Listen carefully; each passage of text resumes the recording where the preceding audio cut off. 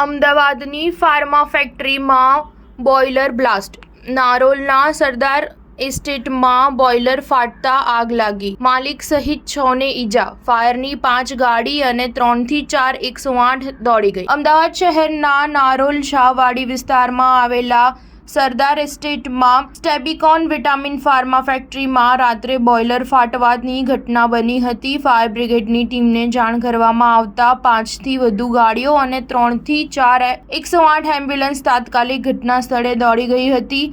Boiler ફાટતા ફેક્ટરીના માલિક સહિત 6 લોકોને ઈજા થઈ હતી. તમામને સારવાર અર્થે હોસ્પિટલ ખસેડવામાં આવ્યા હતા.